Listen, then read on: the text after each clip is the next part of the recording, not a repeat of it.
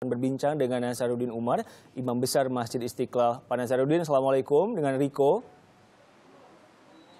Waalaikumsalam warahmatullahi wabarakatuh. Selamat sore, salam sejahtera untuk seluruh warga bangsa Indonesia, khususnya warga DKI Jakarta yang kita cintai. Pak Nasaruddin, sepekan jelang Pilkada DKI Jakarta putaran kedua, bagaimana Anda melihat situasi kebinekaan terutama di Jakarta? Ya, Indonesia adalah Indonesia. Indonesia punya falsafahnya sendiri, Indonesia punya pandangan hidupnya sendiri, dan Indonesia punya kulturnya sendiri. Bahkan Indonesia punya warga negaranya sendiri. Dengan demikian, insya Allah kami sangat optimis bahwa pemilihan umum yang akan datang, ya pemilu kada nanti yang akan datang di DKI Jakarta, adalah kita sama-sama sebagai warga DKI Jakarta, warga anak bangsa, dan insya Allah menjunjung tinggi kearifan-kearifan universal yang kita anut bersama.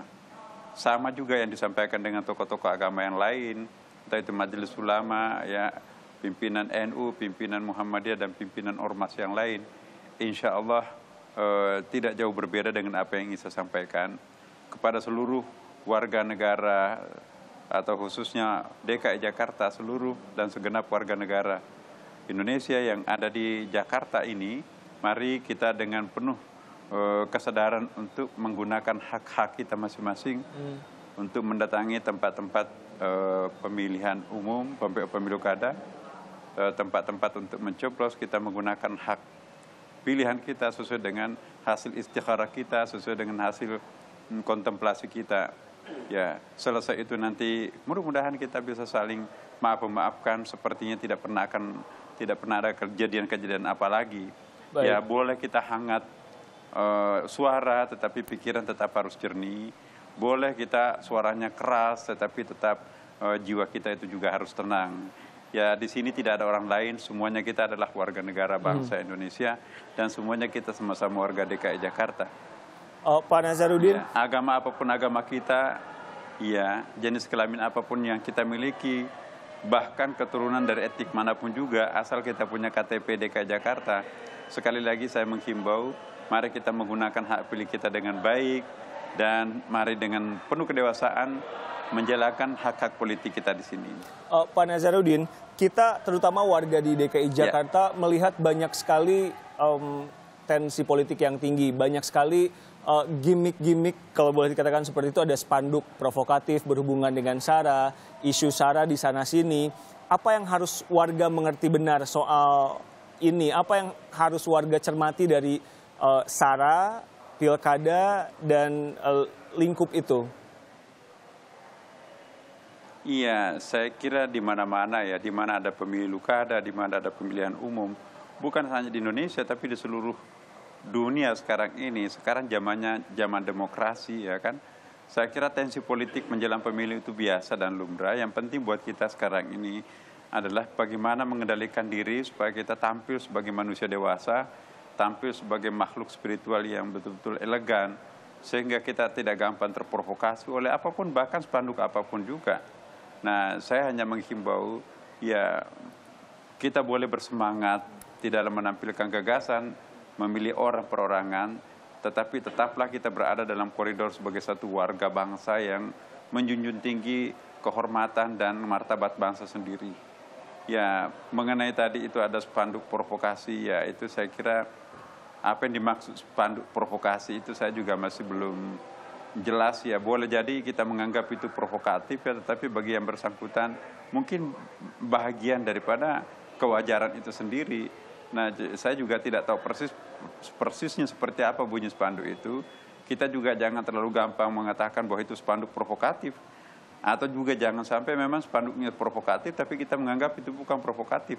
Nah, saya ingin mengatakan di sini bahwa mari kita sebaiknya saling mawas diri, mari kita menciptakan suatu kondisi yang baik, tenggang rasa, dan memiliki semangat yang sama, bahwa tujuan kita sesungguhnya adalah ingin mencari pemimpin yang terbaik untuk warga Jakarta.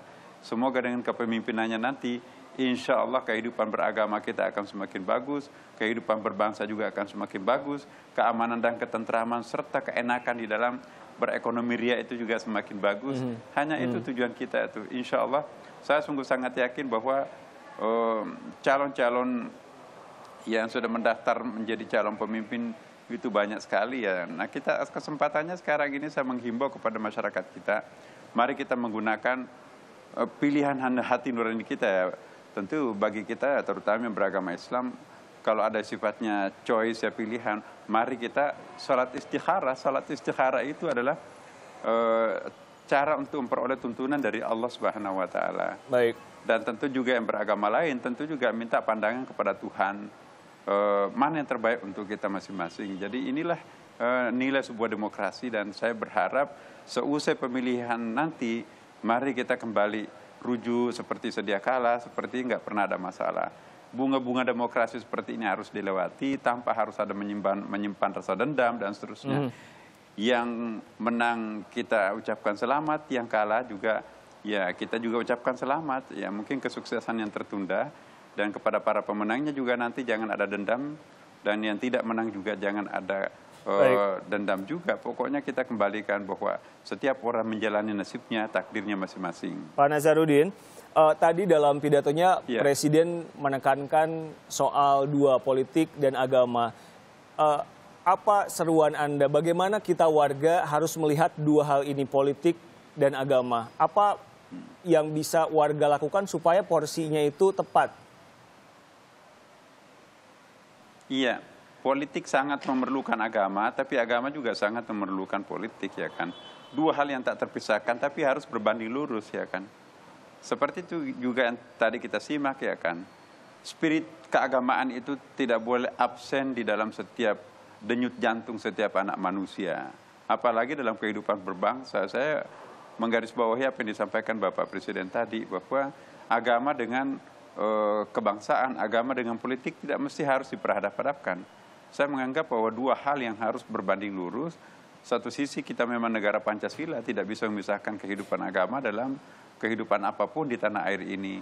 Tapi pada sisi lain juga seperti yang dikatakan Bapak Presiden tadi, jangan sampai nanti agama itu terlalu jauh diangkat untuk melegitimasi atau mendelegitimasi sesuatu yang sesungguhnya itu adalah kepentingan subjektivitas kita sendiri.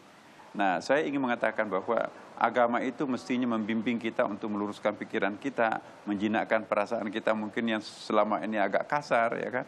Agama itu adalah barometer untuk mengukur diri kita apakah sudah manusiawikah kita atau belum, ya kan. Nah, jadi pada saatnya nanti saya kok sangat yakin kalau kita agama itu kan semua dasarnya adalah kemanusiaan, artinya humanity is only one, kemanusiaan itu hanya satu. Jadi kalau kita bicara tentang kemanusiaan, pasti semua akan didukung oleh agama manapun juga, ya kan? Terutama agama Islam yang mayoritas di Indonesia ini. Saya kira kalau kita bicara tentang kemanusiaan, Islam itu harus tampil orang pertama atau agama pertama yang betul-betul memasang badan untuk melindungi hak-hak kemanusiaan itu sendiri. Jangan dibalik, karena bagi kita jihad itu sesungguhnya adalah bagaimana menghidupkan orang, bagaimana menghidupkan ekonomi, bagaimana menghidupkan peradaban, bukan mematikan, bukan menghancurkan, bukan mendestruksikan apa yang pernah kita capai, ya kan. Nah, itu menurut keyakinan saya. Semua agama menyerukan pentingnya kemanusiaan, pentingnya keadilan, pentingnya kesejahteraan, pentingnya kedamaian, dan seterusnya. Tidak ada agama menyerukan kekerasan. Baik. Tentu kita semua berharap pilkada damai, tidak ada yang ingin kekerasan di sana sini. Pak Nazarudin Umar, Imam Besar Masjid Istiqlal, terima kasih telah bergabung bersama kami di Kompas Petang.